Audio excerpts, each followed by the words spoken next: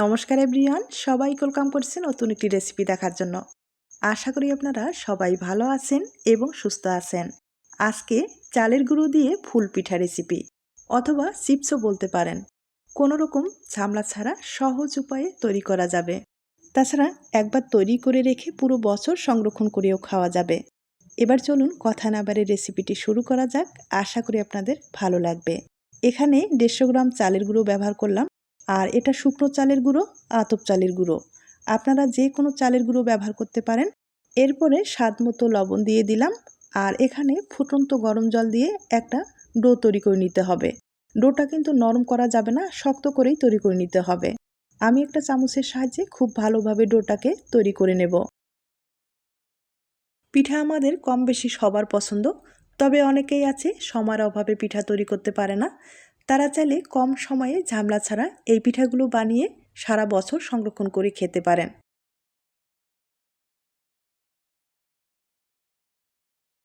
ডোটা আমি ভালোভাবে তৈরি করে নিচ্ছি, হয়তোবা দেখে বুঝতে পেরেছেন।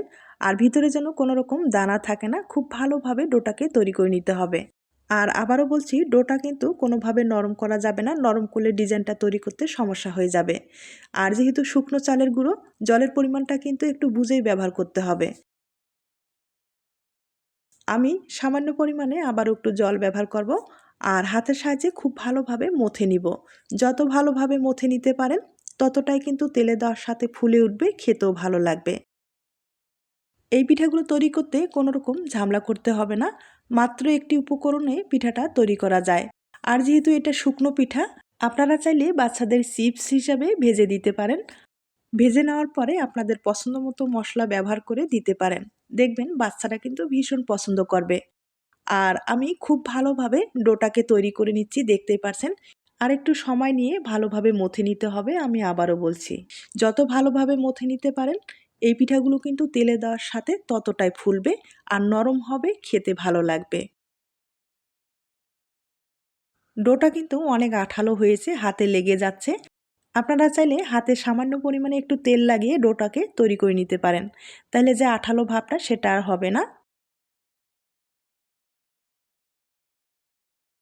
আর ডোটা আমি ভালোভাবে তৈরি করে নিলাম, দেখতেই পারছেন কতটা সুন্দরভাবে তৈরি হয়েছে। ভিতরে কিন্তু অনেক নরম হয়েছে। আর এখন যেটা করতে হবে, সামান্য একটু ডো আমি একটু আলাদা করে নেব আর এটাতে ফুড কালার ব্যবহার করব। আর আপনারা চাইলে কিন্তু ফুড কালারটা নাও ব্যবহার করতে পারেন, তবে আমার মনে হয় সামান্য পরিমাণে ফুড কালার ব্যবহার করলে পিঠাটা দেখতে ভালো লাগবে। তবে আবারও বলছি, ডোটা কিন্তু অনেক আঠালো হয়ে থাকে। হাতে সামান্য যদি তেল লাগান সেক্ষেত্রে এই যে আঠালো ভাবটা আর হবে না।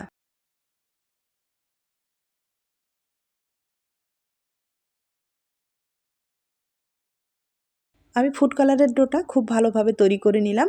আর একবার আপনাদের দেখিয়ে দিচ্ছি, আমি 2টা ডো রেডি করে নিলাম। এখন যেটা করতে হবে, পিঠার ডিজাইনটা তৈরি করার জন্য ছোট্ট ছোট্ট লিচি কেটে নিতে হবে।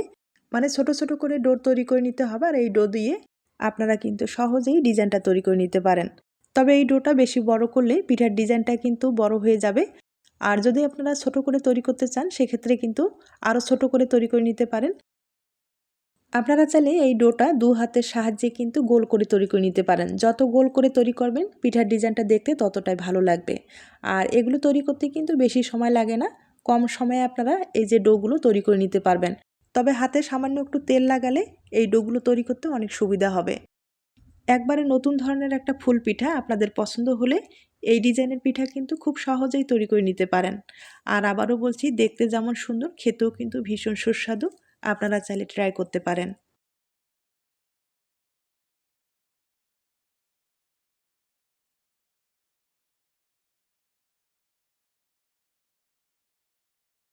আমি সাদাগুলো কিছুটা তৈরি করলাম। এবার যে ফুড কালারটা ব্যবহার করলাম সেটাও কিন্তু একইভাবে তৈরি করব। এখানে কোনো রকম ছোট বড় করে তৈরি করা যাবে না। আর ছোট বড় করে তৈরি করলে ফুলের ডিজাইনটা দেখতে কিন্তু ভালো লাগবে না। তাই দুইটা সমানভাবে তৈরি করতে হবে, তাহলে পিঠার ডিজাইনটা দেখতে ভালো লাগবে। আমি কয়েকটা তৈরি করলাম, এবার পিঠার ডিজাইনটা তৈরি করে আপনাদের দেখিয়ে দিচ্ছি। ডিজাইনটা তৈরি করার জন্য অবশ্যই কিন্তু প্লাস্টিক ব্যবহার করতে হবে। প্লাস্টিকের সাহায্যে ফুলের ডিজাইনটা তৈরি করে নিতে হবে আর সামান্য একটু তেল লাগাতে হবে। এবার যে ডোগুলো আমি তৈরি করলাম একে একে এভাবে দিয়ে দিতে হবে। এখানে কিন্তু সাদাগুলো আমি 6টা ব্যবহার করব। তবে আপনারা চাইলে কিন্তু আরও ব্যবহার করতে পারেন। আর আমার মনে হয় 6টা দিলে ফুলের ডিজাইনটা দেখতে ভালো লাগবে। আর মাঝখানে ফুড কালারের ডোটা আমি দিয়ে দিলাম। এবার প্লাস্টিকে দিয়ে ভালোভাবে চাপ দিয়ে বসাতে হবে।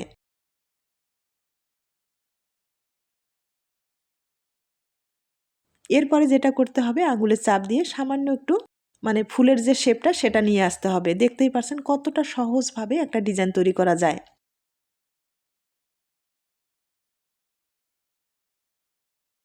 এই পিঠাটা আপনারা চাইলে এখন কিন্তু আরেকটু বড় করে তৈরি করতে পারেন। আঙুলে চাপ দিয়ে ফুলের যে পাপড়িগুলো আছে একটু বাড়িয়ে নিতে পারেন, তাহলে পিঠাটা দেখতে আরও একটু ভালো লাগবে। আর দেখতেই পারলেন কতটা সহজভাবে পিঠার ডিজাইনটা তৈরি করা যায়। এবার যেটা করতে হবে ফুলের যে মাঝখানের অংশটা আছে একটা কাঠি দিয়ে এভাবে কিন্তু ছিদ্র করে নিতে পারেন, তাহলে পিঠার ডিজাইনটা দেখতে ভালো লাগবে। আর আপনাদের যদি পছন্দ না হয় সেক্ষেত্রে এভাবে রেখে দিতে পারেন, কোনো সমস্যা নেই। আর দেখতেই পারলেন কতটা সহজভাবে পিঠার একটা ডিজাইন তৈরি করা যায়। এরপরে প্লাস্টিক থেকে আমি আলাদা করে অন্য জায়গায় রেখে দিব। আর এই পিঠাগুলো কিন্তু ভাপিয়ে নিতে হবে, ভাপিয়ে ছাড়া পিঠাগুলো ভেঙে যাবে। আমি আবারও কয়েকটা আপনাদের তৈরি করে দেখিয়ে দিচ্ছি। দেখতেই পারলেন কতটা সহজভাবে একটা পিঠার ডিজাইন তৈরি করা যায়। আমার মনে হয় এর চেয়ে সহজ আর কোনো পিঠার ডিজাইন হয় না। আপনাদের পছন্দ হলে অবশ্যই বাড়িতে ট্রাই করে দেখুন। দেখতে যেমন অসাধারণ, খেতে কিন্তু ভীষণ সুস্বাদু। এই পিঠাগুলো যখন ভেজে নেবেন আর যখন শিরাতে দেওয়া হবে খেতে দুর্দান্ত লাগবে। এটা আমার মুখের কথা না, আপনারা চাইলে অবশ্যই বাড়িতে ট্রাই করে দেখুন।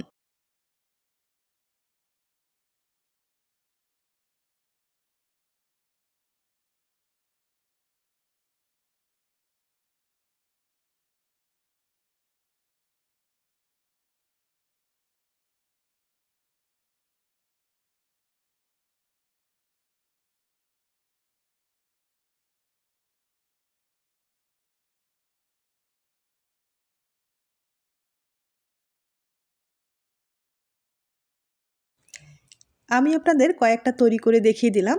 আর এখন পিঠাগুলো কিন্তু ভাপিয়ে নিতে হবে। আমি একটা পাত্রে আগে থেকে জল বসিয়েছি, জলটা কিন্তু ভালোভাবে বলক নিয়ে আসতে হবে। এরপরে পিঠা দিয়ে দিতে হবে, অবশ্যই একটা ঢাকনা ব্যবহার করতে হবে। এরপরে 1 মিনিটের মতো ভালোভাবে ভাপিয়ে নিতে হবে।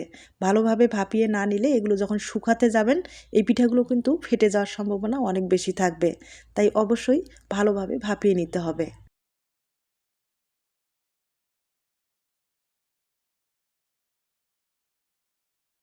আমি কিন্তু ভাপিয়ে নিলাম, দেখতেই পারছেন ভাপানোর পরে পিঠাগুলো কতটা সুন্দর হয়েছে। আর পিঠাগুলো ভাপানোর পরে ডিজাইনটা কিন্তু বেশি সুন্দর হয়, দেখতেই পারছেন। একইভাবে আমি আরেকবার ভাপিয়ে দেখিয়ে দিচ্ছি। আর এই পিঠাগুলো তৈরি করতে না বেশি সময় লাগে না। হাতের কাছে সামান্য একটু চালের গুঁড়ো থাকলে আপনারা কম সময়ে অনেকগুলো পিঠা তৈরি করে নিতে পারবেন। আর এই পিঠাগুলো কিন্তু আটা ময়দা দিয়ে তৈরি করা যাবে না, চালের গুঁড়ো দিয়েই তৈরি করে নিতে হবে, তাইলে খেতে ভীষণ সুস্বাদু হবে।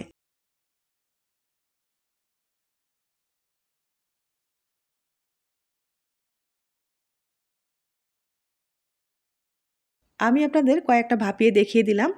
আর এখনও কিন্তু ভাপানো অনেক বাকি রয়েছে, আমি পরে ভাপিয়ে নেব। যে কয়েকটা হয়েছে সে কয়েকটা দেখিয়ে দিচ্ছি। এখন পিঠাগুলো তুলে রোদ্রে শুকাতে হবে। তবে এই পিঠাগুলো শুকাতে কড়া রোদ লাগবে। আর একদিন হয়তো বা 2 দিনের মতো শুকাতে সময় লেগে যেতে পারে। আমি কিন্তু এই পিঠাগুলো রোদ্রে শুকিয়ে আপনাদের দেখিয়ে দেব। তবে হ্যাঁ, ভালোভাবে রোদ্রে শুকানোর পরেই আপনারা সংরক্ষণ করতে পারবেন। তবে এই পিঠাগুলোর ভিতরে যদি কোনো রকম কাঁচা থেকে যায়, সামান্য পরিমাণে কাঁচা থাকলেও সংরক্ষণ করা যাবে না, খুব তাড়াতাড়ি নষ্ট হয়ে যাবে। তাই কড়া রোদ্রে ভালোভাবে শুকানোর পরেই কিন্তু সংরক্ষণ করা যাবে।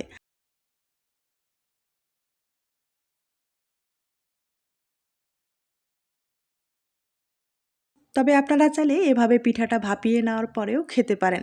এভাবেও খেতে কিন্তু ভীষণ ভালো লাগে। আর যদি সংরক্ষণ করতে চান সেক্ষেত্রে কিন্তু আপনারা কড়া রোদ্রে ভালোভাবে শুকানোর পরে পুরো বছর সংরক্ষণ করতে পারবেন, কোনো রকম সমস্যা হবে না। দেখতেই পারলেন কতটা সহজভাবে একটা পিঠা তৈরি করা যায়। আপনাদের যদি ভালো লেগে থাকে অবশ্যই বাড়িতে ট্রাই করে দেখুন। আপনারা নিজেরাই অবাক হয়ে যাবেন যে এত সহজভাবে একটা পিঠা রেসিপি তৈরি করা যায়। আমি কিন্তু এগুলো রোদ্রে শুকার পরে আপনাদের দেখিয়ে দিচ্ছি। এরপরে ভেজেও দেখিয়ে দেব এবং শিরাতে দিয়ে পরিবেশন করে দেখিয়ে দেব।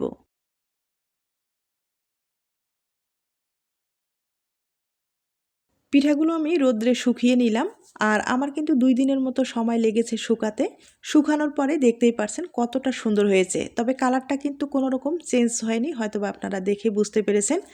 আর এভাবে যদি আপনারা পিঠাটা সংরক্ষণ করেন, সেক্ষেত্রে পুরো বছর সংরক্ষণ করা যাবে, কোনো রকম সমস্যা হবে না। আর যখন খেতে ইচ্ছে করবে তখন শুধু পিঠাটা ভেজে নেওয়ার পরে আপনাদের পছন্দ মতো শিরা ব্যবহার করে খেতে পারেন।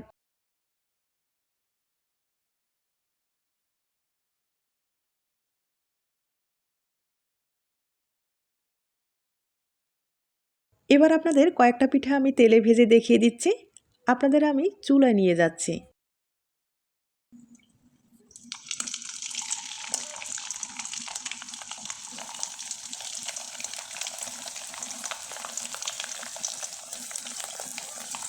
এই পিঠাগুলো যখন ভেজে নেবেন, চুলার আঁচটা হালকা করে দিয়ে ভেজে নিতে হবে। আর দেখতেই পাচ্ছেন তেলে দেওয়ার সাথেই পিঠাগুলো কতটা সুন্দরভাবে ফুলে উঠেছে। পিঠার শেপটাও কিন্তু খুব ভালো আসে, দেখতেই পাচ্ছেন।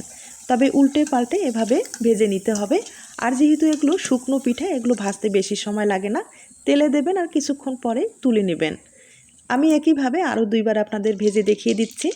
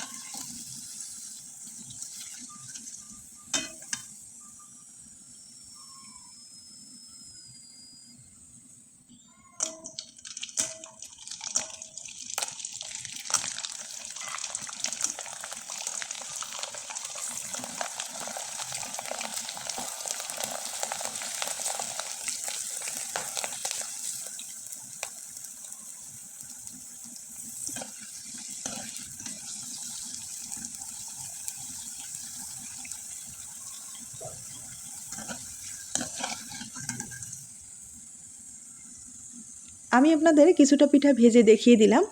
আর আমি কিন্তু আগে থেকে একটু গুড়ের শিরা তৈরি করে রেখেছি। এবার আমি উপরে এভাবে দিয়ে দিব, তাহলে পিঠাটা খেতে কিন্তু দুর্দান্ত লাগবে। আপনারা চাইলে চিনি শিরা ব্যবহার করতে পারেন, অথবা শুধু একটু চিনি ছড়িয়ে দিয়েও খেতে পারেন। আর আবারও বলছি, আপনারা যদি বাচ্চাদের চিপস হিসাবে এই পিঠাগুলো ব্যবহার করেন, সেক্ষেত্রে কিন্তু আপনাদের পছন্দ মতো মশলাটা ব্যবহার করতে পারেন, তাহলে দেখবেন খেতে খুব ভালো লাগবে। আর পিঠা হিসেবে খেতে চাইলে অবশ্যই কিন্তু শিরাটা ব্যবহার করে খাবেন, দেখবেন খেতে দুর্দান্ত লাগবে। আর এই পিঠাগুলো না ভেজে নেওয়ার পরে এতটাই মুচমুচে হয়, হয়তোবা আপনারা দেখে বুঝতে পেরেছেন। তাই রিকোয়েস্ট থাকবে, রেসিপিটি ভালো লাগলে অবশ্যই বাড়িতে ট্রাই করে দেখুন। আজ তাহলে এ পর্যন্ত, নতুন কোনো রেসিপির সাথে আবার দেখা হবে। নতুন রেসিপির জন্য সবাইকে আমন্ত্রণ রইল। সবাই ভালো থাকবেন, সুস্থ থাকবেন এবং নিরাপদে থাকবেন। নমস্কার।